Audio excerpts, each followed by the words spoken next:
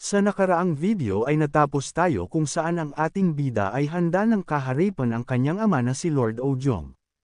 Nang bigla naman itong nagulat dahil mabilis na bigay ang kanyang ama ng isang pag-atake sa kanya, na mabilis naman na nasalag ng ating bida, sa lakas ng ataking pinakawalan ng kanyang ama ay nahihirapan naman dito si Yuun. Nababahala naman dito ang mga council elder sa nakikita nila dahil nalalamangan ng Lord ang Vice Lord sa pamamagitan ng internal power nito. At gaya nga ng inaasahan na ang laban sa pagitan ng mag-ama ay hindi patas, sa isip naman ng ating bida na napinsala na sana siya ng matindi kung hindi lamang dahil sa Heavenly Demon Sword, at gaya nga ng inaasahan niya na ang ganitong klaseng agwat sa lakas ay hindi basta-basta lamang na isinasawalang bahala. At mukhang hindi na niya maiiwasan pa na gamitin dito ang Heavenly Demon Sword Art, kaya naman sa pagkakataon na ito ay gagamitin na niya ang lahat nitong lakas. Matapos ay nagpalabas ito ng malakas na demonic aura ng Heavenly Demon Sword at ito ay bumalot sa loob ng Great Hall ng Lord Palace. Namamangha naman dito ang 4th Council Elder dahil sa nagawa nitong balutin siya ng ganito kalakas na enerhiya at ibang-iba ito kumpara sa nakaraang pakikipaglaban nito sa 1st Council Elder ng kanilang demonic cult. Napapaisip naman dito ang Lord na ang dark energy na nararamdaman niya ay nagmumula lamang sa gamit nitong espada, at napapatanong ito na kung ang attack power ba nito ay lumakas dahil dito, ngunit ang pakiramdam niya ay ibang-iba ito sa kanyang iniisip, dahil ang demonic energy na pinapalabas ng espada ay ginagawa nitong mas matalas at mas malakas ang Heavenly Demon Sword. Kaya naman ay pinakawala na nito ang kanyang atake sa ating bida, matapos ay naghanda ito ng isang sword technique, at ito ay ang Heavenly Demon Sword Art. Nagulat naman sa nakitang ito si Yuun, dahil ang ataking ginawa ng kanyang ama ay sadyang napakabilis. Dahil dito ay naghanda na din ang ating bida bilang sagot sa ataking ginawa ng kanyang ama, at ito ay ang kaparehas na Heavenly Demon Sword Art na mabilis naman na nagtama. Ngunit sa nangyayari, ay mabilis lamang na tinatalo ng sword technique ni Yuun ang kanyang ama, kaya naman ay napapasalag na lamang ito, nang bigla naman siya nitong naitulak ng bahagya.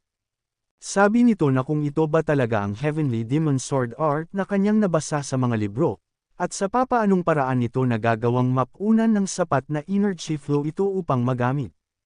Matapos ay ginamit nito ang kanyang chi telekinesis na nagawang makuha ang mga espada ng mga clan leader ng mga elite clan sa paligid. Nagulat naman ang mga ito sa biglaang nangyari sa mga espada nila dahil ang mga ito ay pumulibot sa kanilang Lord Ojong. Kaya naman ay masayang sinasabi ni Yuun sa kanyang ama na magaling ang ginawa nito. At tingin niya ay kailangan na niya din na gumamit ng isa pang espada, nagtataka naman dito ang Lord sa mga sinasabing ito ni Yuun. Kaya naman ay agad na tinawag ng ating bida ang magiting nitong alalay na si Heobong, na agad naman itong narinig at sinabi kay Yuun na saluhin niya ang espada nito. Kaya naman ay agad na nitong inihagi sa ating bida ang White Dragon Blade nito, na matagumpay naman na nasalo ng ating bida. Matapos ay naghanda na si Yuun para sa mga susunod na mangyayari, natatawa naman dito ang Lord. Sabi nito na Black Sword sa kanan at White Blade sa kanyang kaliwa, at tingin ba niya na magagaya nito ang First Council Elder sa teknik nito. Kaya naman ay agad nitong iniatake ang mga espada na nakapalibot sa kanya patungo kay Yuun, nang makita ito ng ating bida, ay agad nitong iniipon ang kanyang lakas, na hindi din nagtagal ay agad na sumugod gamit ang Heavenly Demon Sword Art at ng Blade God's Blade Technique.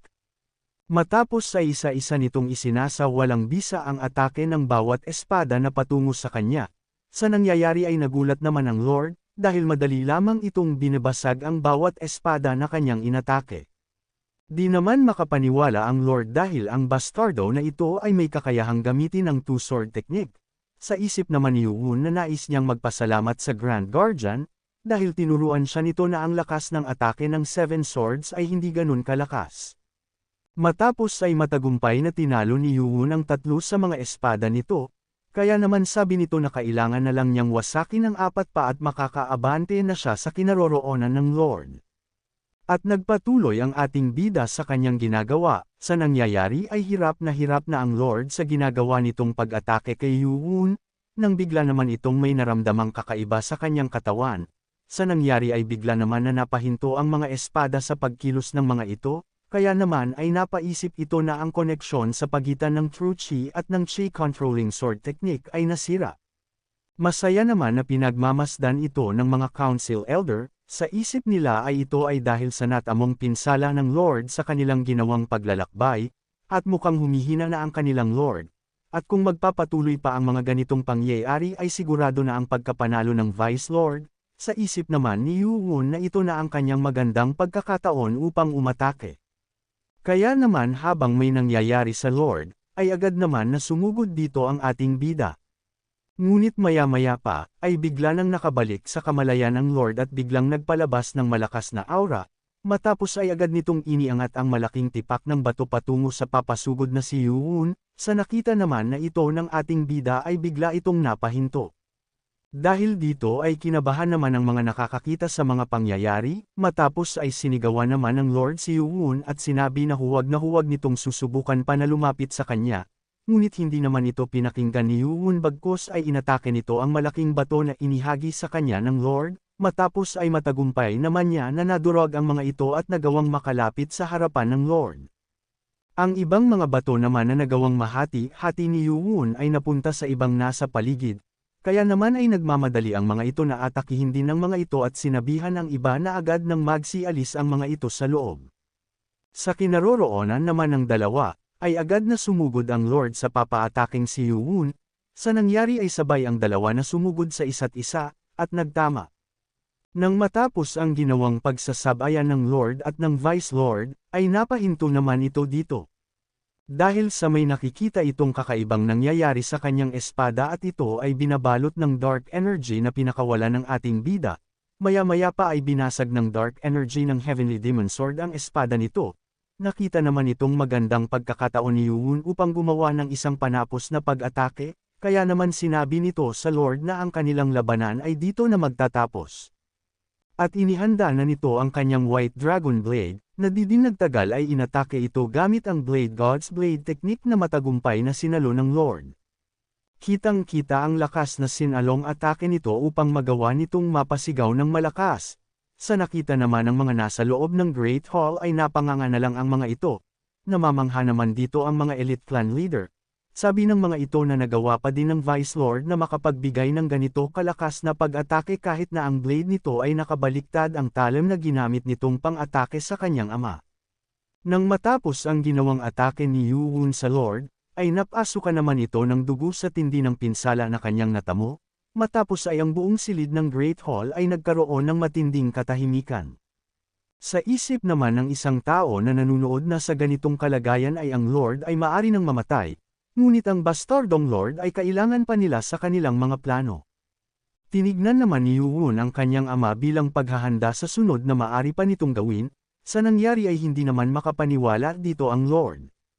Matapos ng matinding katahimikan ay nag-umpisa ng magbulungan ang mga tao dito at napapatanong kung totoo ba na nanalo ang Heavenly Demon sa kanilang Lord, at gaya ito ng kanilang inaasahan sa isang Heavenly Demon. Napapatanong naman dito ang Lord kung totoo ba na natalo lamang siya ng batang ito, ngunit bigla na naman itong natigilan dahil may nagpadala dito ng isang sound telepathy. Sabi nito na kung hahayaan lamang ba niya itong manalo ang isang tao na may pukana ng pag-aalyansa kontra sa kanya, at tinatanong din niya ito kung hahayaan niya lamang ba na iwanan ang 6 na main clan na pumatay sa kanyang ina at sa kanyang pinakamamahal na asawa. Iniutos nito na patayin niya ang traidor sa kanyang harapan at magawang paslangin ang mga tagasunod nito, at ibalik ang pagkakasaayos ng kanilang Heavenly Demon Cult, at habang hindi pa nito nagagawang sumuko, ay ang Divine Reversal Blood Art ay matutulungan siya. Kung umabot ka na sa parte ng video na ito ay maari lamang na i-click ang like at super thanks sa baba bilang pagsuporta. Maraming salamat. Matapos ay bigla naman itong napasigaw ng napakalakas. Si Lord Xian Yuzhong, ang kanyang ina ay nagngangalang Qing Wen, siya ay ampun na anak ni Qing Ban Kung, leader ng Blade Clan. Ang leader ng Blade Clan ay nais itong magkaroon ng anak na lalaki para sa kanilang Blade Clan upang maging kandidato para sa pagiging Vice Lord at bilang tagapagmana ng kanilang Blade Clan, kumpara sa kanyang tunay na anak na babae na hindi nagkaroon ng anak sa Great Lord Heavenly Demonic Cult na si Qian Inji. Ngunit sa hindi inaasahang pangyayari ay nagkaroon ng tunay nito na anak na babae na magkaanak ng lalaki matapos na magkaroon ito. Kaya naman ay nagalit ang Lord sa gusto ng leader ng Blade Clan at tinanong kung paano nitong naiisip na sabihin sa kanya na isa lamang ang bibigyan nito ng pagkakataon kung dalawa naman ang Young Master sa clan nito. Matapos na maisilang si Qian Ojong at Qian Yujing sa kagustuhan ng leader ng Blade Clan, ay ang dalawa ay nabigyan ng pagkakataon na maging kandidato para sa kanilang Blade Clan upang maging isang Lord. Matapos nito, si Qing Yuyun at ang iba pang mga asawa ng Lord ay pilit itong hindi pinansin at inihiwalay habang sinasabi na sila ang orihinal na asawa ng Great Lord. Si Qing Win ay nagkasakit at namatay matapos nitong maipanganak ang kanyang anak na si Qian Ojong. Nang lumaki na ang mga ito ay galit na galit ang isang babae kay Ojong at sinasabihan siya nitong huwag siyang tatawagan na ina nito at ang itawag nito sa kanya ay Lady Qing. At tatandaan nito na ang tangi lamang niyang gagawin ay ang tulungan ang kanyang anak na si Qian Yujing upang maging ganap itong Lord ng Heavenly Demonic Cult, na agad naman na sinang-ayunan ng batang si Ojong. Matapos nito sa labas ng kanilang silid, ay humihingi ng paumanhin ang kanyang kapatid na si Yujing sa iniasta ng kanyang ina sa kanya, sabi pa nito na hinding-hindi na ito mangyayari kapag siya na ang naging Lord. Nagpasalamat naman dito ang batang si Ojong sa kabutihan nito sa kanya, sabi naman ng kapatid nito na si Yujing na normal lamang ito dahil siya ang kanyang kapatid, at alam naman niya na mahal siya nito. Si Qian Ojong ay masaya dahil ang kanyang nakababatang kapatid na si Yujing ay ikinukonsider siya bilang kanyang kapatid. Ngunit, ang mga kapatid nito mula sa 5 main clan ay hindi siya tinigilan. Sabi ng isa na kung anong kapal ng mukha nito na isipin na ka-level niya ang mga ito, dahil maswerte lamang ito at siya ay isinilang sa isa sa mga 6 na main clan, kaya naman ay paglingkuran niya ng mabuti ang kanyang mga Young Master. Sa isip naman ng batang Ojong ay napapasabi ito na kung bakit kailangan niya pa na marinig ang mga ganitong bagay. Hinayaan lamang niya ito at umasa na ang mga bagay-bagay sa paligid ay aayon na sa kanya kapag ang kanyang kapatid ay naging Lord na, ngunit ang lahat ay hindi naging maganda para sa kanya. Ito ay nagumpisa dahil sa ang Qian Ojong ay nagpakita ng pambihirang talento nito sa martial arts sa loob ng Demonic Academy, dahil ito ay hindi maikukumpara sa ibang mga kandidato sa pagiging Vice Lord. Kaya naman dahil dito ay naipasa niya ang ika-5 pagsusulit sa loob ng 3 taon nito matapos na pumasok sa loob ng Demonic Academy. May isang pagkakataon sa loob ng kanilang silid sa Demonic Academy, ay tinawag nito ang kanyang kapatid. Ngunit galit naman itong sinabihan si Ojong na huwag nitong tatawagan ang pangalan niya, at mula doon, ay ang relasyon ng dalawa ay unti-unti nang nasira.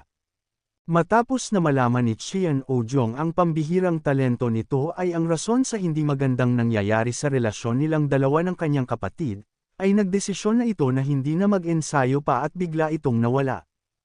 At hindi nito tinanggap ang kahit na sino upang kanyang maging tagasunod, matapos na ang mga kandidato ng 6 na main clan ay nag-umpisa ng manguha ng mga susuporta sa mga ito, ngunit may isa na sinubukan ang lahat kahit na paulit-ulit na siyang tinanggihan ni Qian Ojong. Sabi nito na siya si Borwei mula sa Dark Sword Clan, at nais niya itong maging leader kung tatanggapin niya ito. Alam ni Qian Ojong na ang Dark Sword Clan ay kaalyado ng Sword Clan kaya naman ay inutusan niya ito na doon na lamang kay Qian Yujing magbigay ng kanyang suporta, ngunit hindi naman ito pumayag at nagpatuloy sa pagsunod kay Ojong hanggang sa huli. Sa pagtatapos ng ika-4 na taon magmula nang pumasok ito sa Demonic Academy, ay sinabihan nito si Qian Ojong na kailangan nitong biglain ang ibang mga kandidato pagtapos ng kanilang ginagawang pag-insayo sa loob ng Demonic Academy. Nagtaka naman dito si Ojong, kaya naman ay sinabi nito na ang lahat ng mga kandidato ay nagdesisyon na magsama-sama ng kanilang mga puwersa upang siya muna ang maunang alisin, at bukod pa doon ay kasama ang kanyang kapatid sa mga ito. Sa narinig nito ay nagulat naman siya at hindi makapaniwala, kaya naman ay agad niya itong kinuha at sinigawan na huwag itong magbibiro sa kanya, dahil hindi magagawa ni Qian Yujing ang mga ganong mga bagay sa kanya. Agad naman itong sumagot kay Qian Ojong at sinabi na alam nito ang kanilang pagtitipon at maaari itong magpunta dito upang siya mismo ang makakita. Kinagabihan, sa isang liblib na lugar ay nagtatanong ang isang kandidato ng 6 na main clan na kung ang lahat ba ay naririto na, nagtago naman sa di kalayuan sila Ojong. Sabi ng dating kandidato na mula sa Wise Clan, na si Cheon Mujin, na pagkatapos ng 10 araw at sa pagkatapos ng huling araw nila sa loob ng Demonic Academy, ay aatakihin nila si Ojong sa lahat ng mayroon sila ng sabay-sabay. Hindi naman pumayag dito ang kandidato ng Lost Clan, na si Cheon Yuye. Sabi nito na tumatanggi siya dahil sa hindi nito makakaya na manalo sa maduming pamamaraan, at tinanong naman nito ang kapatid niya na si Eugene. Sabi nito na hindi din ito magbabago ng kanyang isip dahil sa ang bastardong si Ojong ay mula din sa kaparehas nitong clan. Ngunit galit naman nitong sinabi na ang naiisip nito ay kahangalan, dahil iniisip ba nito na ang hamak lamang na anak ng isang ampon ng kanilang clan ang magiging Vice Lord at magmamana ng trono ng Lord, at mariin itong sinabi na sang-ayon din ito sa kanyang binabalak. Rinig naman ito ni Cheon Ojong. Kaya naman ay napapatanong ito na kung bakit ito nagawa sa kanya ng kanyang pinakamamahal na kapatid, at naalala nito ang sinabi sa kanya ni Cheon Eugene ng mga bata pa sila, na huwag itong mag-aalala dahil lagi lamang itong nasa kanyang tabi. Kaya naman ay bigla na lang itong napaupo sa matinding pagkakadismaya. Sabi nito na akala niya ay totoong itinuturing siya nito na kanyang tunay na kapatid, kaya naman ay sinabi ng tagasunod nito, na ngayon na alam na niya ang buong katotohanan ay kailangan niya nang atakihin ang mga ito upang magawang makaligtas. Sabi naman ni Ojong dito na may isa itong katanungan sa kanya, sa narinig ay nagtaka naman ito. Sabi ni Ojong na kung bakit niya sinasabi ang lahat ng mga ito sa kanya dahil ang sinusunod naman ng clan nito ay ang Blade Clan, agad naman na sinabi nito na dahil sa ang totoo ay magkamag-anak sila, nagtaka naman dito si Cheon Ojong. Sabi nito na ang kanyang ina na si Ching Win ay kanyang auntie, at ang kanyang tunay na pangalan ay Win bago pa ito puwersahin upang maging ampon na anak na Council Elder Ching Bonkang, na clan leader ng Blade Clan. At kahit na mayroon itong kasintahan noon, ay puwersahan niya itong inampon upang magkaroon ng kandidato at mamatay sa mahabang panahon nitong paghihirap, at hindi alam ni Ojong ang nangyaring paghihirap na dinanas ng kanyang ina sa kamay ng mga ito. Sa narinig ay galit naman dito si Ojong, sa isip nito na sa loob ng mahabang taon na kasama silang namuhay, ay namuhay ito kasama sila ng may pakiramdam na ang lahat ay utang nito sa kanila, at ang kanyang ina at siya ay isa lamang kagamitan para sa Blade Clan. Kaya naman ay inutos nito na unahin muna niyang paslangin ang mga ito, upang magawa nitong makaligtas at makapaghiganti sa kanyang ina. Ngunit napatanong naman deep si Ojong kung papaano naman niya itong gagawin kung madami ang mga ito. Sabi naman niya na may paraan upang matulungan niya ito para matalo ang mga young master na ito. Nang matapos ay inatake na ni Cheon Ojong ang mga Vice Lord candidate na mula sa 6 na main clan. Kitang-kita sa mga mata nito ang pagnanais na mapaslang ang mga young master, at ipinagpatuloy pa nito ang kanyang ginagawa. Sa huli ay tanging 2 na lamang sila ng kanyang kapatid na si Cheon Eugene ang natira. Agad naman niyang tinitigan ang kanyang kapatid, hindi naman ito makapaniwala dahil imposible na ito ay ang demonic blood reversal art. Matapos ay dahan-dahan na nilapitan ito ni Ojong, sa nangyari ay sinasabihan ito ng kanyang kapatid na huwag itong lalapit sa kanya, ngunit sa hindi inaasahan ay bigla itong natalisod at napatumba. Takot naman ang nararamdaman nito habang papalapit si Cheon Ojong sa kanya. Sa di kalayuan naman ay masayang pinagmamasdan ito ng kanyang tagasunod. Sabi nito na ang ibinigay niya sa isang ito ay hindi ang demonic blood reversal art ngunit ang mas maganda. Ito ay base sa iniutos sa kanya ng Blade Clan leader. Ito ay bagong uri na hindi kahahayaang mabaliw, at ang masamang epekto nito ay nagawang mabawasan, at ito ay ang bagong teknik, ang Heavenly Blood Reversing Technique. Kaya naman kung gusto mo na masubaybayan ang ating kwento ay i-open mo lang ang notification bell pagkatapos mo na mag-subscribe.